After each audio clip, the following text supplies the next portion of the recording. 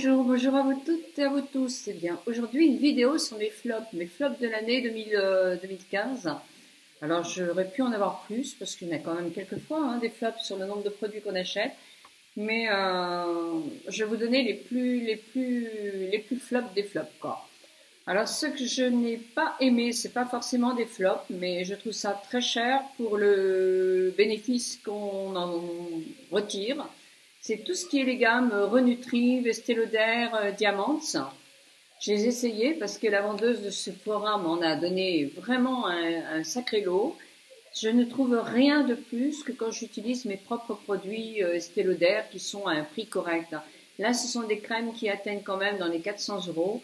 Et non, là, c'est vraiment, vous payez le packaging, vous payez plein de choses, mais à mon avis, ça vaut vraiment pas le coup de mettre ces prix-là. C'est tout pareil chez Sisley, chez Lancôme, quand on a des crèmes haut de gamme. Je pense qu'il faut les laisser aux personnes qui effectivement trouvent que voilà, une crème moins chère ne fait pas d'effet, mais personnellement, je suis pas du tout de cet avis-là. Donc, pour moi, ce n'est pas des produits que j'achèterais. Pareil pour ce produit-là. Super Aqua Eye Serum. Alors moi personnellement, j'ai trouvé qu'il m'avait rien apporté autour des yeux, vraiment rien du tout. Je préfère 100 fois la nature efficience. Bon, on a un joli packaging, c'est sûr, mais le packaging ça se jette après. Donc pour moi c'est un flop. Je mettrai jamais plus ce prix-là dans ces produits-là. Alors des flops, alors les flops récurrents, ça parce que ce sont des nouveaux produits. Alors ça, ce sont mes avis à moi, c'est personnel, ça peut convenir aussi à d'autres. J'ai essayé Théoxal, qu'on m'a fait essayer très gentiment, qui est en quelque sorte pour combler les rides. Et ça, ce sont les rides sur le tour des yeux. Alors c'est pour les poches, les cernes et les rides, les ridules et les rides. On dit aussi qu'on peut le mettre sur les paupières supérieures. Il y a un petit embout en aluminium pour donner le côté frais un petit peu, et le produit est légèrement teinté, voilà, un petit peu comme un anti-cerne, ce qui dissimule effectivement le cerne. Je n'ai pas une peau du tout fragile, et ce produit-là m'a brûlé le tour des yeux. Alors, je ne sais pas si c'est un flop, si le produit est bourré d'actifs qui effectivement agissent sur la circulation, la microcirculation, mais en tout cas, moi je ne le supporte, mais pas du tout. Donc si quelqu'un l'a essayé, bah, dites-moi ce que vous en pensez. Moi j'aime beaucoup les autres produits Théoxal, mais alors celui-là, pour moi, c'est le flop total, parce que je l'ai utilisé 3 fois et je le finirai pas. Parce qu'à chaque fois, ça me donne vraiment des sensations presque douloureuses. Donc, très désagréables. J'ai essayé aussi de chez Aven, très gentiment envoyé par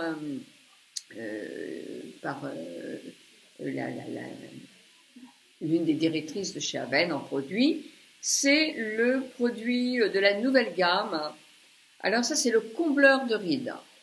Alors, le reste de la gamme est bien. Il y a 4 autres produits. Mais celui-là, par contre, j'ai une amie qui a trouvé que ça avait comblé sa ride du nasogénien. Moi, personnellement, je trouve que ça me fait rien du tout. Et je pense que je n'irai pas dépenser un surplus avec des combleurs de rides qui, à mon avis, ne font rien.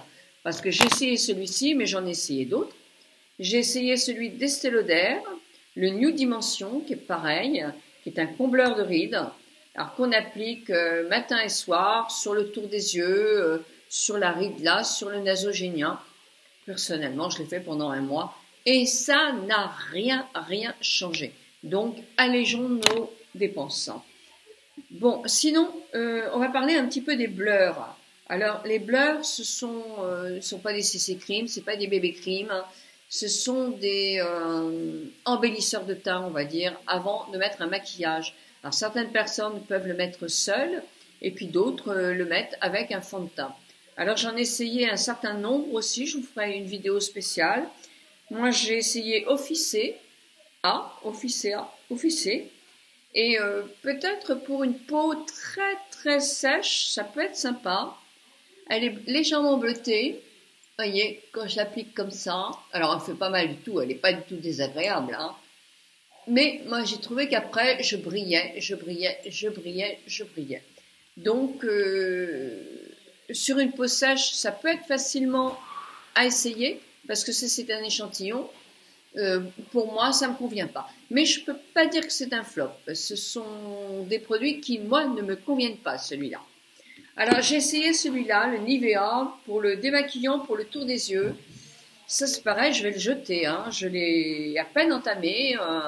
Bon, ce sont pas des produits chers, mais moi, il me pique le tour des yeux, c'est pas possible, hein. Donc ça, je n'ai pas aimé du tout, du tout.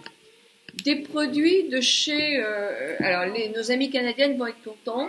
Clayton Chagall. Clayton, je termine là, chérie, hein. Clayton Chagall, c'est un sérum, qui est un sérum à base de collagène et d'élastine. Vous allez voir tout de suite le sérum. C'est de l'eau. C'est de l'eau. Très, très désagréable à appliquer parce que c'est carrément de l'eau et on en met partout. En plus, je lui trouve aucune efficacité. Donc voilà. C'est pareil pour le masque Clayton Chagall, qui est un masque de nuit. Alors, je vous dis pas. Je vous montre quand même comment il s'étale. Alors, voilà le produit en question. C'est un gel. Vous voyez bien là. C'est un gel collant qui en plus, quand on l'applique, regardez-moi ça, on dirait qu'il est tourné, et il est tout neuf, hein. Très très désagréable, on est affreux avec ce produit-là, c'est l'horreur. Et franchement, voilà, je sais pas si on voit, mais c'est franchement nul. C'est de l'acide hyaluronique, bah oui, mais il y a d'autres formules qui sont mieux. Alors moi, ce que je voulais vous dire aussi, je vais en terminer avec ça, c'est que je n'ai pas aimé le Naked, l'anti-cerne Naked. Alors non pas que j'aime pas le produit, pas du tout, mais le coloris est franchement pas pour moi. Il est grisé, il paraît que c'est quelque chose qui cache encore plus ses cernes. Moi, ça me plombe complètement. Donc le produit est bien en soi, mais c'est pas le coloris qui m'aurait convenu. Ensuite, Ola Lift de chez Benefit. Alors, ça serait un joli enlumineur, parce que c'est un enlumineur, c'est pas pour les cernes, c'est pour donner de l'éclat, sauf qu'au bout du moitié du produit, on n'arrive plus à l'attraper. Donc, pour moi, c'est une dépense inutile. Je n'aime pas non plus les produits One de chez Revlon, que j'ai essayé. Effectivement, c'est quand même super plombant pour le cheveu. Ça fait pas, c'est pas brillant, c'est pas joli pour mes cheveux. Et mon dernier flop, c'est le dernier, c'est de chez Sephora, c'est pour faire les sourcils. Alors moi, je n'aime pas du tout parce que de toute façon, rien qu'en faisant comme ça, on en met partout. Donc on a le tour des yeux qui est complètement marron. Et bon, quand on le secoue bien, peut-être que ça fait effectivement, ça comble, mais ça ne fait pas des petits traits jolis et ça ne fait pas des cils, des sourcils naturels. Voilà, moi c'est mes flops. Les bases à cils aussi. C'est pas non plus quelque chose que je rachèterais. Là, j'avais Chanel, trop cher et pas une grande efficacité.